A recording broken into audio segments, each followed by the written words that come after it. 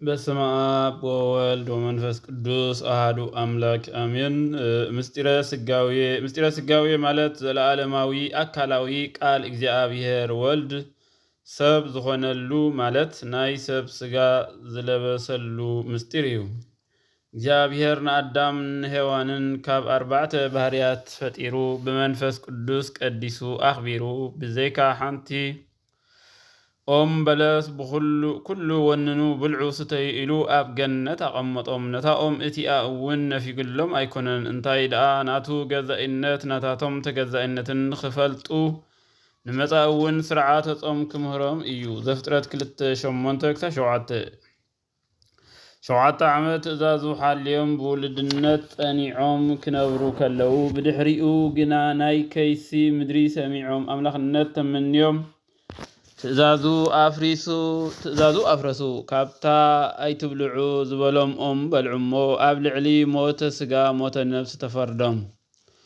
ሞት ግና ካብ ኣዳም ክሳዕ ሙሴ ኣብኣቶም ከምቲ ናይ ኣዳም ትእዛዝ ብምጥሓስ ሓጢኣት ኣብ ዝገበሩን ዘይገብሩን ነጊሱ ነበረ። ሮሚ 5:14 ብድሕሪ እዚ ጽቡቕን ክፉእን ነዊሕን ሓጺርን ቀይሕን ጸሊምን ምግቡ እንተ በላዕኻዮ ደውየ ሥጋ ፍልጸት ቅርጸት መንፋሕቲ ቅርጥማት ደውየ ነፍሲ ኸዓ ዝሙት ሓጢኣት ኣብ ዝነግሰሉ ናይዚ ዓለም እዚ ሰደዶም።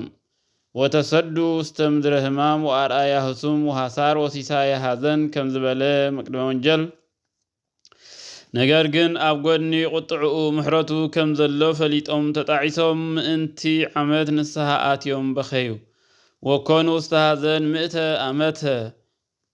ዓመት ንስሓ ኣትዮም በኸዩ። ወኮኑ ውስተ ሃዘን ሚእተ ዓመተ በፍጥረቱ ጨኪኑ ዘይጭክን ጎይታ ንስኦም ርዩ ተቐቢሉ ብኽያቶም ሰሚዑ ብሓሙስ ዕለት ወመንፈቃ ለዕለት እትወለድ እምወለድ ተወለትከ ወይከውን ህፃነ በእንቲአከ ወእህድግከ ውስተ መርህብከ ወእትቤት ዘወከ በመስቀልየ ድሕሪ 5 መዓልትን ፈረቓ መዓልትን ካብ ጓልጓልካ ተወሊደ ምእንተኻ ህፃን ኮይነ ኣብ ጎላጉልካ ፍሑኽ ኢለ ብመስቀለይ ክብጀወካ እየ ከም ዝበለ ቀለምንጦስ እቲ ተስፋ ንደቁ ነጊርዎም ነበረ። ደቁ ኸዓ ትንቢት እናተነበዩ ሱባኤ እናቆፀሩ ከምቲ ዳዊት ዝበሎ አንስ ሃይለከ ፎን እዴከ ሓይልኻ ዝተባህለ ወልድ ብስጋ ሰዲድካ ኣድሕነና። መዝሙር ዳዊት 144:7 እናበሉ እቲ ተስፋ እቲ እናተጸበዩ በብታራ ሓለፉ። 5 መዓልቲ ፈረቓን ዝበሎ ግን ብእግዚአብሔር ኣቆጻጽራ ሰዓት 500 ዓመት እዩ ዝነበረ። መዝሙር 9:4 ካልኣይ ጴጥሮስ 3:8 እቲ ዝተባህለ ዓመት ምስ ኣኸለ ዝተዛረቦ ዘይርስዕ ዝሃቦ ተስፋ ዘይኸልእ እግዚአብሔር ሓደ ሰዓት ወይ ደቂቕ ከየሕለፈ ካብ ቅድስት ድንግል ማርያም ካብ ስጋኣ ስጋ ካብ ነፍሳ ነፍስ ወሲዱ ብዘመነ ዮሃንስ ብ29 መጋቢት ብሳልሳይ ሰዓት ብዕለተ እሁድ ተጠንሰ። ድሕሪ 9 ወርሕን 5 መዓልትን ብዘመነ ማቴዎስ 29 ታሕሳስ 3 መዓልቲ ፍርቂ ለይቲ ተወልደ። ብዳሕራይ ዘመን ካብ 3 ኣካላት ሓደ መጀመርታ ዘይብሉ ናይ እግዚአብሔር ቃል ማንም ከየገደዶ ብናቱን ብናይ ኣቡኡን ብመንፈስ ቅዱስን ፍቓድ ሰብ ኮነ። ኣብ ሰማይ ካብ ዘለዉ መላእኽቲ ሰብ ከም ዝኾነ ምንም ኣይፈልጡን። ካብ ኣቦን ካብ ኣደን ዝተወልደት ኣብ ቅድስት ድንግል ማርያም ሓደረ። ስጋ ዘይብሉ ንሱ ስጋ ተዋሂዱ ከም ሰብ 9 ወርሕን 5 መዓልትን ብጎይትነቱ ከሎ ኣብ ማህፀና ተወሰነ። 9 ወርሕን 5 መዓልትን ምስ ተፈጸመ ዝውለደሉ መዓልቲ ብዝኣኸለ ክምርመር ብዘይከኣለ ተግባር ብሕቱም ድንግልና ተወልደ። ማህተመ ድንግልናኣ እውን ኣይተለወጠን። ማህተመ ድንግልናኣ ከይተለወጠ ደኣ ተወልደ። ገርገርዮስ እንዚአናሁ ሃይማኖተ አበው 212 ኣብ ገጽ ሃይማኖተ አበው ገጽ 212 ክሳብ እዛ መዓልቲ እዚኣ ጽቡቕ ተግባር ዝገበሩ ሐዋርያት ሰማዕታት ኩሎም ከም ዝኣምንዎ እምነት ከምኡ ኢና ንኣምን።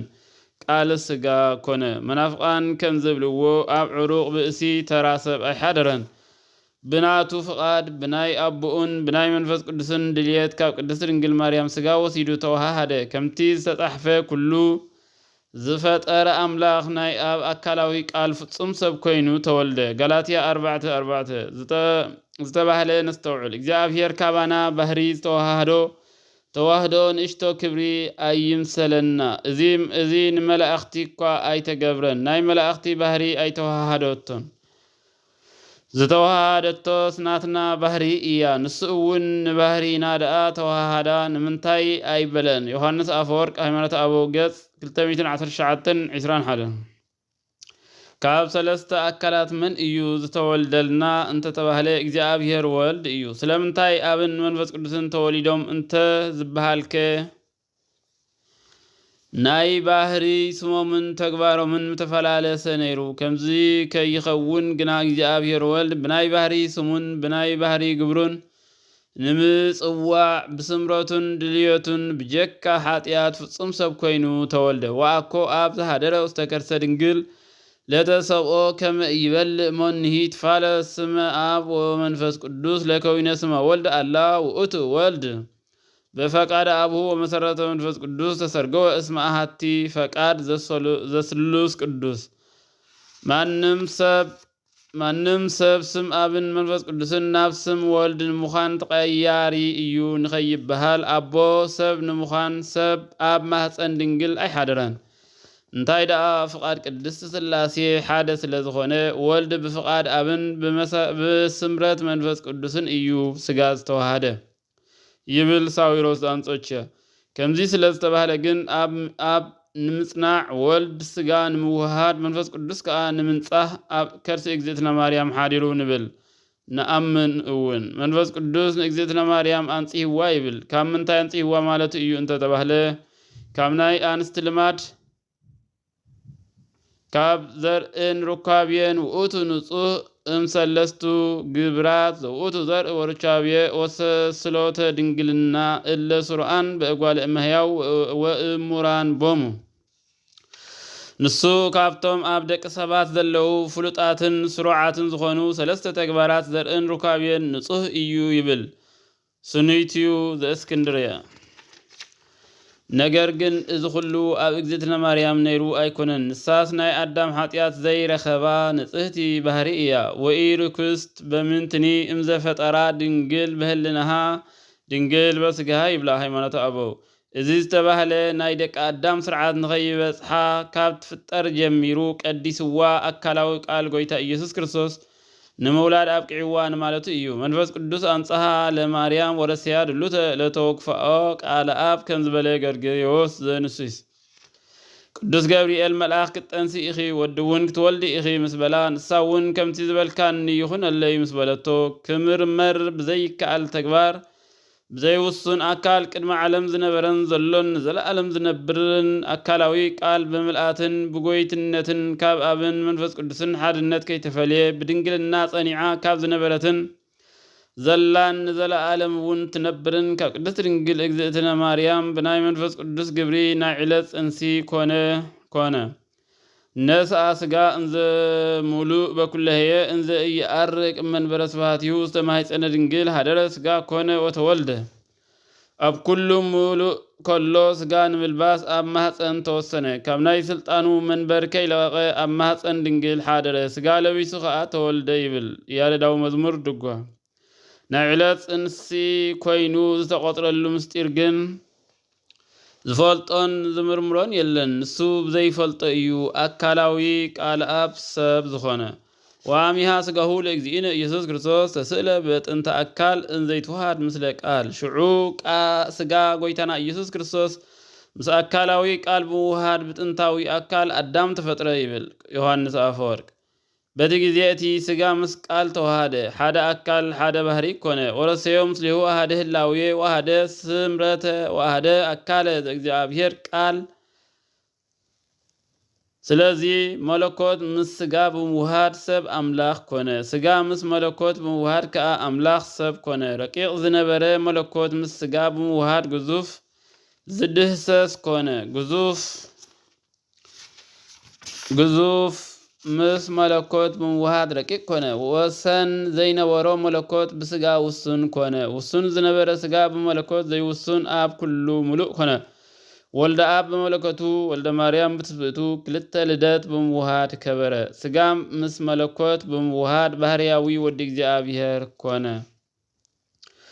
ወይደልወን ንእመን ከመበቱ ለወልደ እግዚአብሔር ክልኤቱ ልደታተ ቀዳሚ ልደት እግዚአብሔር አብ እንቅድመ ኩሉ መዋዕል ወዳግም ልደት ዘእግዝእትነ ድንግል ማርያም በዳሃሪ መዋዕል። ንወዲ እግዚአብሔር ክልተ ልደት ከም ዘለዎ ክንአምን ይግባአና እዩ። ቀዳማይ ልደት ቅድመ ዓለም ወዲ እግዚአብሔር አብ ምዃኑ ካልኣይ ልደት ከዓ ዳሕራይ ጊዜ ካብ እግዝእትነ ማርያም ምውላዱ ከም ዝበለ ባስልዮስ ዘቂሳርያ ወለእመኒ ቃል ዘስጋ ኮነ እሞቦ ዘሰገደ ለቃል ናሁ ሰገደ ለስጋ ወዘሂ ሰገደ ለስጋ ሰገደ ለእግዚአብሔር ቃል ወከመሁ መላእክትኒ ትለአኩ ለአርአያ ስጋ ወይአምሩ ከመ እግዚኦም ውእቱ ወይሰግዱ ለቱ። ቃል ምስ ስጋ ብምውሃዱ ንቃል ዝሰገደ እንሆ ንስጋ ሰገደ። ንስጋ ዝሰገደ እውን እግዚአብሔር ቃል ሰገደ። መላእክት እውን ከምኡ ንብስጋ ዝተገልጸ ይለአኹ ጎይቶኦም ምዃኑ ፈሊጦም ከዓ ይሰግድሉ ይብል ሃይማኖተ አበው። ወሶበሂ ሰቀሉ አይሁድ ስጋሁ ሰቀሉ ችየሁ አልቦ እምውስተ መጻሕፍተ ፍልጠት ማእከለ ቃል ወስጋሁ አላ አሐዱ ህላዌ ወአሐዱ ገጽ ወአሐዱ ግብር ውእቱ ኩለንተሁ አምላክ ወውእቱ ኩለንተሁ ብእሲ ወአሐዱ ግብር ዘመለኮት ወዘትስብእት ህቡረ። አይሁድ ንስግኡ ምስ ሰቀሉ ንቃል እውን ሰቀሉ። ብመጻሕፍቲ ወገን ኣብ ማእኸል ቃልን ስግኡን ፍልልይ የለን። እንታይ ደኣ ሓደ ባህሪ ሓደ ግብርን ብኩልንትንኡ ፍጹም አምላክ ፍጹም ሰብን እዩ ይብል ሃይማኖተ አበው። ቃል ስጋ ከይኮነ ብኸመይ ነገር ወላዲተ አምላክ ተባሂላ ስጋ ድማ ቃል ከይኮነ ብኸመይ ነገር ንአብ ባህርያዊ ወዱ ኾነ። ንመላእክቲ እውን ጎይቶኦም ንምንታይ ተባሃለ? ወላዲተ አምላክ ኢልና እንአምን እምበር ከምዚ ዝበለ ተዋህዶ እዩ። አምላክ ሰብ ከይኮነ ወዲ አዳም ድሒኑ ክበሃል አይከኣልን። ሰብ እውን አምላክ ከይኮነ ምእንቲ ደቂ አዳም ሓሚሙ ተሰቂሉ መይቱ ክበሃል አይከኣልን። ዓርቢ መዓልቲ ተሰቂሉ መስዋእቲ ዝኾነ ናይ ጎይታና ስጋን ደምን እዩ። ማለት ናይ አምላክ ስጋን ደምን እንተዘይኮይኑ ናይ መን ጻድቕ ወይ ናይ ሰማዕት ስጋን ደምን እዩ መስዋዕት ኮይኑ ዘለዓለም ክሳብ ዕለተ ምጽአት ወሃቢ ህይወትን ድሕነትን ኮይኑ ዝነብር። ከምዚ ዝበለ ናይ ተዋህዶ ምስጢር ናይ እሳት ባህሪን አካልን ተለዊጡ ሓፂን ከይኮነ ከምኡ ከዓ ናይ ብርሃን ባህሪ ተለዊጡ ዕንቂ ከይኮነ ብተዓቅቦ ሓደ አካል ሓደ ባህሪ ከም ዝኸውን ከምኡ ድማ መለኮት ምስ ትስብእት ምስ መለኮት ምውሃድ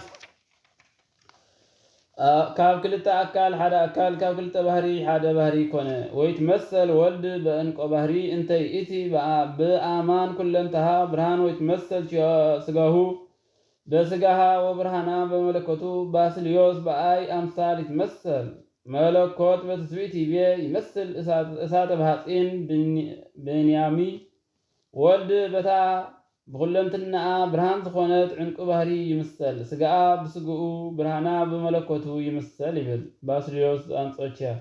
ሓፂን ጸሊም ከሎ ምስ እሳት ብምውሃድ ይበርህ ደኣ እምበር ኣይጽልምን። እቲ ሓፂን ምስ ዝረስን ከብርህ ይኽእል። መለኮት ዝተዋሃደ ስጋ ድማ ከምኡ እዩ። ምንም እኳ እሳት ካብ ሓፂን ዝፍለ እንተኾነ መለኮት ግን ካብ ትስብእት ተፈልዩ ኣይበሃልን እዩ።